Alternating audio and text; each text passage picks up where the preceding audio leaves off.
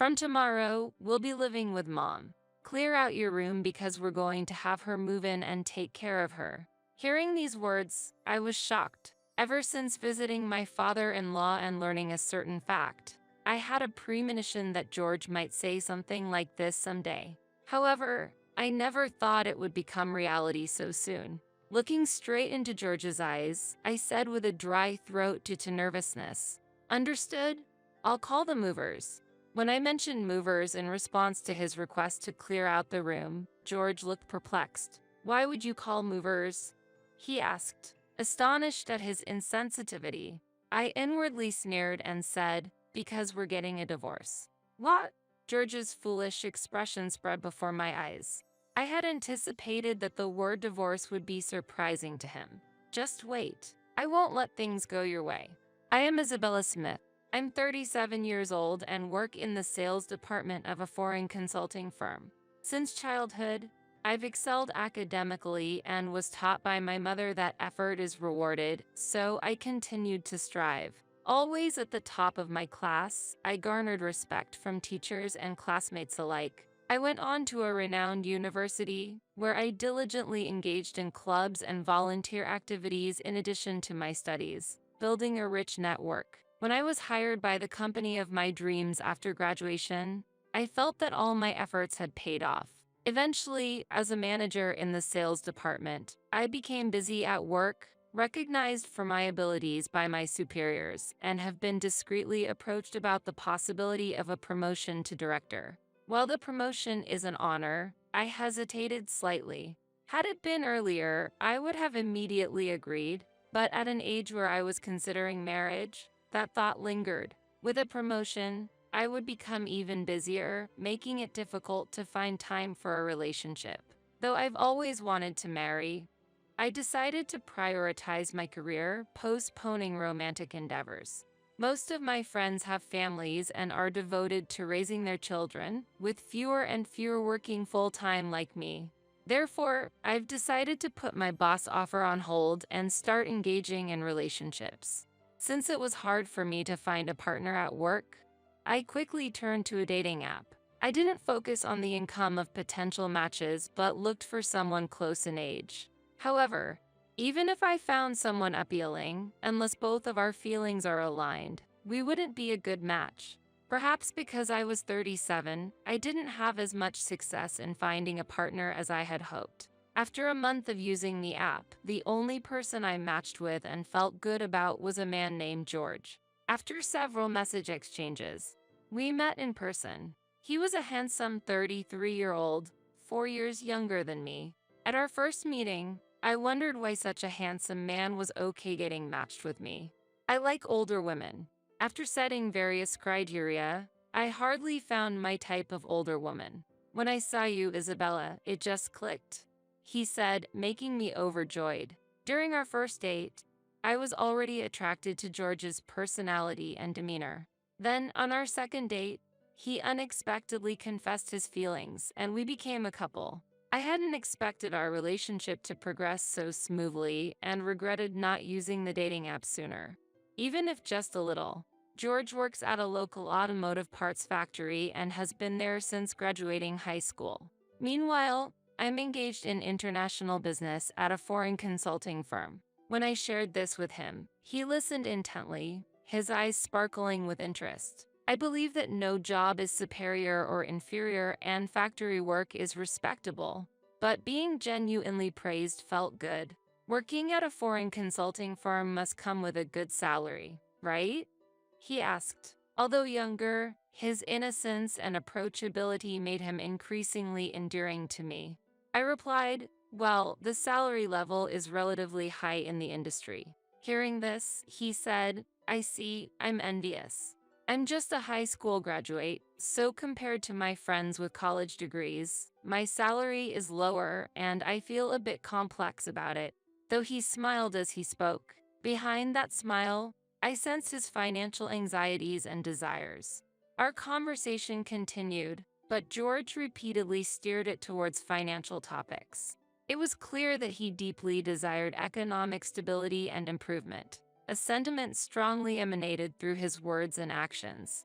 Seeing George earnestly listen to me, I could only feel that he was a sincere person. Within just 6 months of meeting, we were on our way to getting married. My heart was filled with joy, almost as if I was floating. Never in my dreams did I think I would marry a younger, handsome man at my age. However, when things seem too good to be true, they often are, and I was soon to deeply realize this fact. We decided to start our marriage introductions at my parents' house.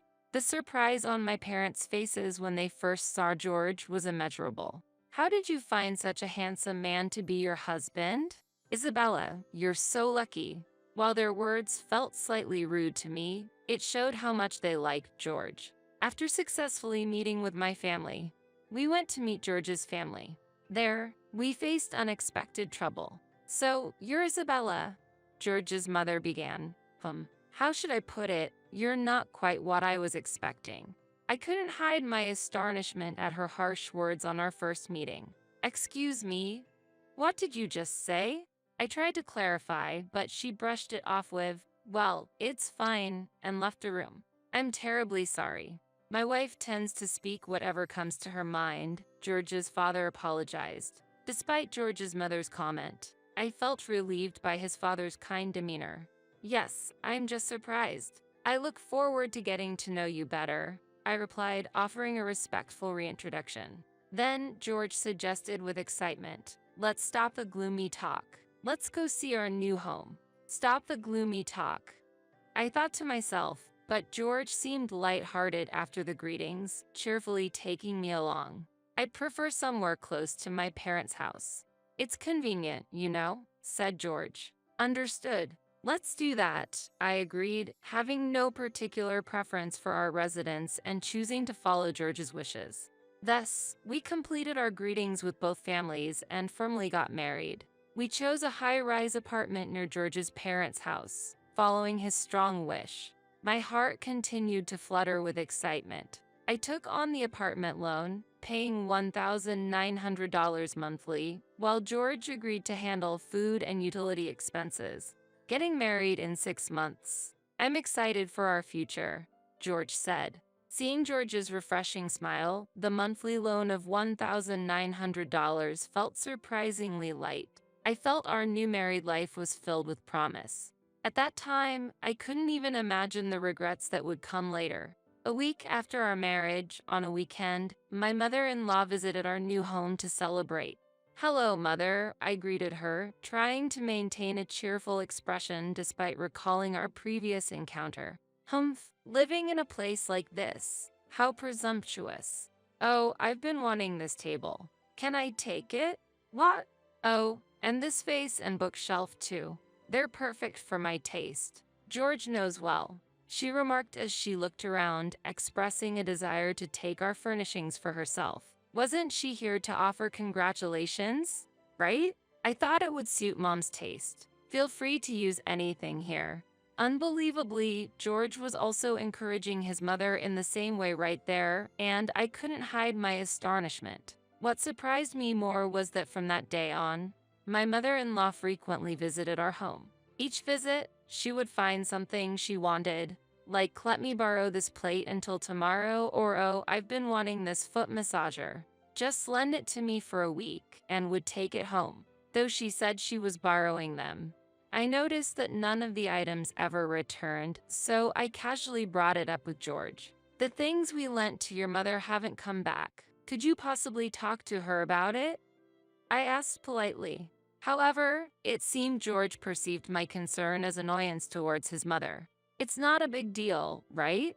It's not like anything is getting reduced. They will be returned eventually. Besides, you have a good income, so I think it's fine for her to give Mom a dish or two," came the astonishing response. "Not getting reduced. In reality, nothing I lend ever returns, and most of my income is going towards the mortgage." I had things I wanted to say, but I didn't want to create friction with George over his mother so early in our marriage. "I'm sorry. I was wrong. I'll wait patiently for their return," I said, settling the matter. "Oh, that's fine then." Once George realized I wasn't pressing further about his mother, he quickly showed a relieved smile. However, a strange unease lingered in my heart. This unease became reality as my mother-in-law began contacting me frequently, not just visiting. Her requests were typically, "My feet hurt. Could you buy me the new outfit from that store?" It was a mere errand running. "Why do I have to?" Before I could even ask, she would always rush me with, "Hurry up." It didn't matter if I was at the salon or on a date with George. And George would say, "Mom can't go shopping herself. It's pitiful. Try to listen to her a bit." It was frustrating enough. But after fulfilling the tasks, she never thanked me, always saying, "I'll pay you back later," but never did. Naturally, I became anxious about when the next call would come, spending my days in fear. At a time when this abnormal mother-in-law and daughter-in-law relationship continued, I received news from George that his father had fallen and was hospitalized. Dad slipped on the stairs at home. "He's old. He should have been more careful." Despite him being injured, George's words sounded almost mocking. "Elderly? He's only 63, right?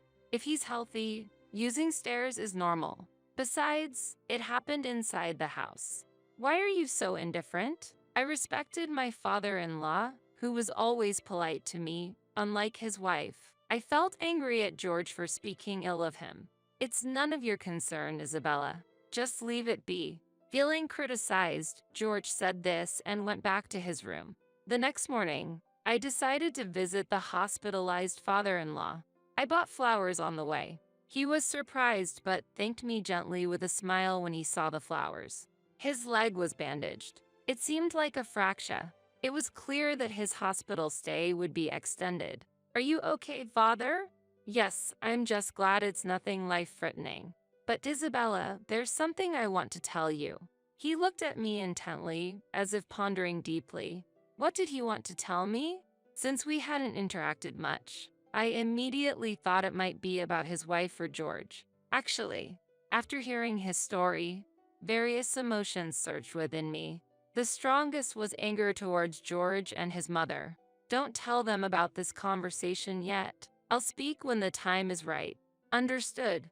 I nodded deeply to his request, still shaking from the shock of what I heard. 6 months passed since he fractured his leg. During that time, the calls from my mother-in-law became even worse, often reaching me at work. "I'm sorry, I'm at work right now." "That doesn't matter. Come now. Otherwise, I'll take everything from your house." Her demands felt almost like threats. While working outside, I ended up having to fulfill her requests, which distracted me from my job, causing concern from my boss. Out of defiance against following her orders, I mustered the courage to change my phone number. However, when she couldn't reach me, she came to our house directly, complaining. The action backfired, leaving me feeling trapped with no way out. If she were a stranger, I could have reported her for stalking to the police. But being family, I felt I couldn't seek help, which was agonizing. Then the inevitable moment arrived. On a Saturday afternoon, returning from grocery shopping and about to start preparing lunch, George appeared in the kitchen and declared, "From tomorrow, we'll be living with Mom. Clear out your room because we're going to have her move in and take care of her." Hearing these words, I was shocked. Ever since visiting my father-in-law and learning a certain fact, I had a premonition that George might say something like this someday. However, I never thought it would become reality so soon. Not even a year of our marriage had passed. I had already decided what I would do if George truly chose to live with his mother. Looking straight into George's eyes, I said with a dry throat due to nervousness, "Understood? I'll call the movers." When I mentioned movers in response to his request to clear out the room, George looked perplexed. "Why would you call movers?" he asked, astonished at his insensitivity. I inwardly sneered and said, "Because we're getting a divorce." "What?" George's foolish expression spread before my eyes. I had anticipated that the word divorce would be surprising to him. In fact, I had been considering leaving George for a long time, especially since the day I heard about George and his mother from his father. "Just wait. I won't let things go your way." With that resolve, I washed my hands in the kitchen, took off my apron, and returned to my room. I was clutching the divorce papers tightly in my hand. My part was already filled out. Here, the divorce papers. Please sign and submit them. I'll contact the movers later to check when they can come, and then I'll sell this house. George paled at the sight of the divorce papers. He must not have imagined that I already had the completed divorce papers. What? Divorce? Why so sudden? And selling the house, you can't just decide that. Hearing George say those cold words, I realized he overlooked one crucial fact. It's possible. The house was bought in my name, remember? Have you forgotten? I'm the one paying the mortgage. If I agree, the sale of the house can proceed immediately. What? George's eyes widened in astonishment. Even though he's younger than me and in his mid-30s, it was almost laughable that he didn't understand such a basic thing. Seeing George unable to respond, I felt the discussion might go smoother than expected. At that moment, the front door opened, and someone came in. Excuse me, George, how's the living together plan going? Unexpectedly, it was his mother who appeared. I was sure I had locked the front door, but seeing the spare key in the mother-in-law's hand, I was infuriated. Apparently, George had made a spare key and given it to her without my knowledge. I'm sorry, Mother, but George and I have decided to divorce, and I'm selling this house. The living together plan is off. Before she could say anything, I quickly informed her, and she exclaimed in surprise, Really? What are you talking about? Are you out of your mind? Regardless of your opinion, I won't allow you to disrupt our plans. I believe George married a wonderful spouse. After all, you have a high-income job and provided such a nice house. I was right in choosing you as his marriage partner at my suggestion. Now selling the house or divorcing is nothing but a fairy tale. I won't allow it. She spoke calmly, but her words were unbelievable. Married at your suggestion. What do you mean? Literally what I said. Was it a matching app? Nowadays, there's no need for a marriage agency. There are convenient alternatives. I checked each woman George found on the app. It was hard to find someone who met the criteria. I was about to give up and go to a marriage agency when I found you. Working in a foreign consulting firm, I thought you must have a good income. And I was right. Listening to her words gave me a headache. So George had been using the matchmaking app in order to look for a partner with a suitable income together with his mother. Recalling the conversation I had with his father earlier, it became clear that George had no love for me. It made sense why a charming man like George would choose someone like me, who had no outstanding qualities apart from income. There should be many younger and more attractive individuals on the matchmaking app. The doubts I had for a long time were being resolved one after another as the problem unfolded, with only anger surging within me. That's why you should continue paying the house mortgage and live with us peacefully. You're already 38. It would be difficult to get married again, right? You should be grateful that a man like me married you, so just tolerate living with my mom. With his mother's support, George declared this contentedly. How can I make these two agree with my perspective? Thinking calmly, it was George and his mother whose arguments were illogical. However, I couldn't bear to listen to them anymore, seeing them as nothing but selfish children. And I started to feel that any serious adult conversation would be futile. I was planning to pretend to accept the cohabitation temporarily, and Ray proposed divorce at the next opportunity when the doorbell rang, causing me to be startled. I checked the visitor on the LCD monitor and gasped at the sight of my father-in-law. Who is it? Who has come? It seemed that George and his mother couldn't see his face on the screen as I was standing in front of the monitor. Yes. After a brief reply, I unlocked the door. The sight of him walking through the auto-lock entrance was confirmed. Soon, the room's doorbell rang again, and I cautiously opened the door. Father, what brings you here? I came to check if my wife is here. Mother? Yes, she's here, but... Alright, then I'll come in. Saying this, he lightly patted my shoulder as if to reassure me and headed towards the living room, where I let out a sigh of relief. Huh? You? Why are you here? Aren't you supposed to be in the hospital? She was astonished to see him, as if she had seen a ghost. Yes, I was hospitalized because of someone, but I was discharged yesterday. His words were calm, yet had a silencing power. Discharged yesterday. I didn't hear about that. You should have told me first. I was planning to pick you up. She hurriedly made excuses, attempting to appear like a caring wife. But her efforts clearly missed the mark, and both my father-in-law and I shared a wry smile. Pick me up? Oh, because your legs are bad? You would walk to pick me up? Or maybe by taxi? Well, either way, even if you had known about my discharge, you wouldn't have come to pick me up. His sharp gaze was fixed on her. Why would you say something so awful? That's not true. Her voice sounded deeply hurt, but I knew it was all an act. I knew from his stories how easily she could lie. Humph, hypocrite. You were the one who pushed me down the stairs, weren't you? To be able to say such a thing so easily. His words were filled with strong resentment towards her. Faced with this shocking revelation, I was left dumbfounded. She had pushed him down the stairs? Surprised as I was, it seemed possible coming from her. However, having heard about the discord between him and her before, I understood his words to be true. What are you talking about? There's no evidence. Her shrill protest sounded like an admission of guilt. To me, her behavior appeared ridiculous. Mom, did you really push Dad down the stairs? Even George, who never thought his mother could do such a thing, was shocked. No, I would never do such a thing. Right, George? Do I look like a person who would do something so terrible? Well, yeah. George's response suddenly became vague. He was aware that his parents were not getting along well. Given his mother's personality, he seemed to feel that it was not an impossible scenario.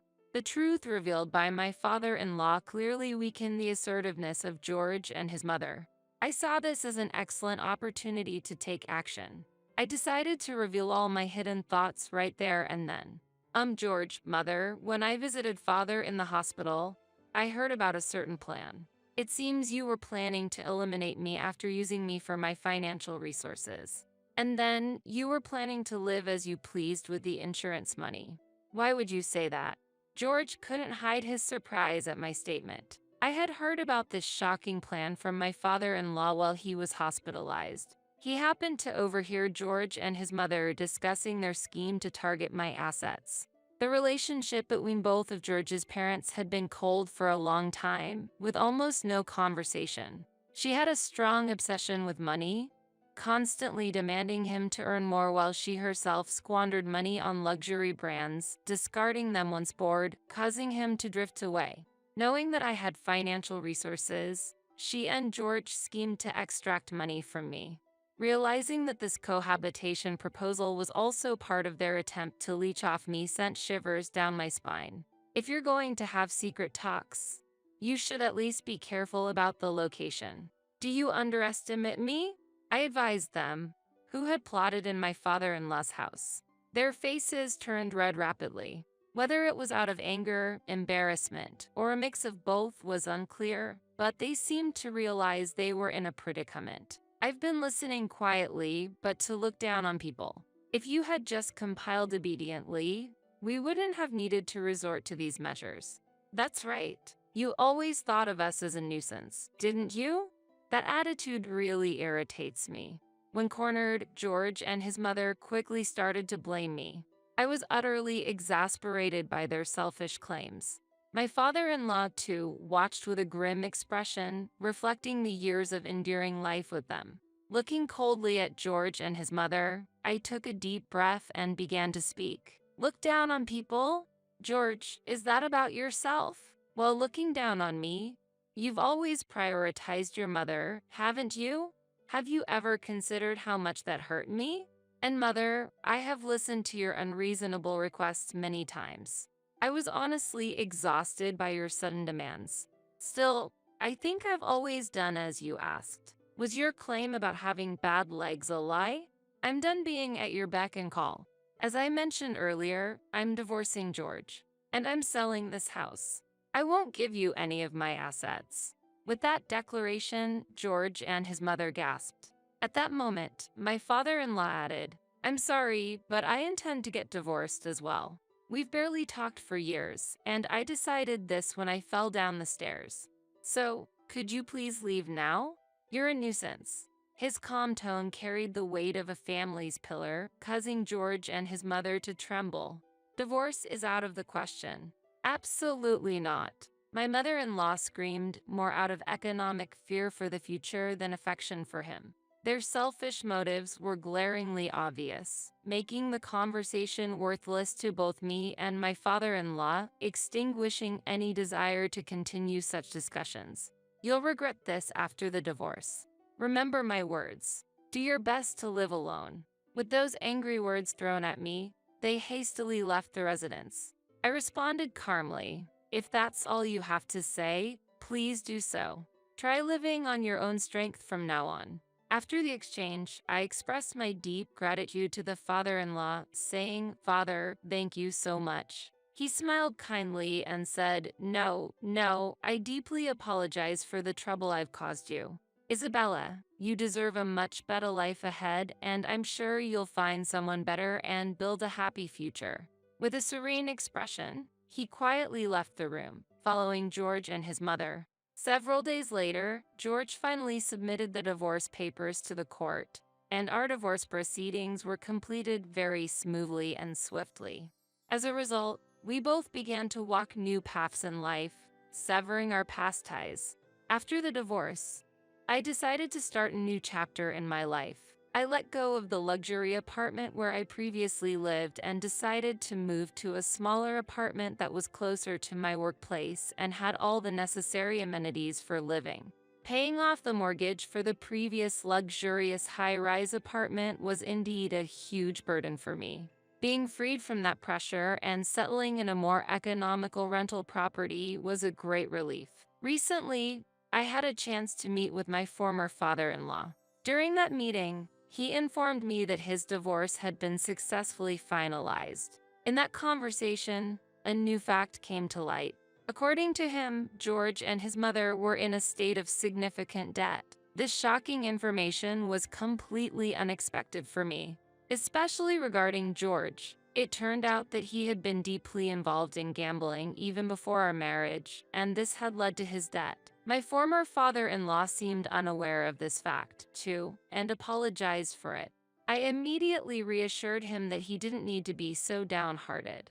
I had never imagined that George had such a severe gambling problem. He never showed any signs of it during our relationship, so his motive to marry me had that background. On the other hand, his mother's financial state was as I had anticipated. She had been splurging on expensive brands, resulting in financial struggles, and later, she even attempted to engage in dubious online businesses to deceive others for money. My former father-in-law felt reassured that his decision to divorce was indeed wise after realizing her true nature. Currently, George and his mother are living in a cramped apartment together. They seem to be struggling with their daily lives, already overwhelmed with financial difficulties before even starting to repay their debts. Hearing about the tough life they are likely to face after losing me as their financial pillar made me feel that they should rightfully confront that harsh reality, though part of me wishes that on them. I have no interest in further involving myself with them and sincerely hope they start anew somewhere out of my sight. Amidst these circumstances, I've felt a renewed passion for my work, achieving the promotion to sales manager that was planned, and now leading the entire sales team. While this has increased my workload, it has also enhanced my sense of accomplishment, feeling the joy of being recognized by others. Should I meet someone in the future with whom I can share my life, I would consider marriage, but even without such an encounter, I find no issue in living a fulfilling life through my work. Moving forward, I plan to focus on what I am truly passionate about, achieving results in that field. I intend to keep concentrating on my career and personal growth, continuously striving for better.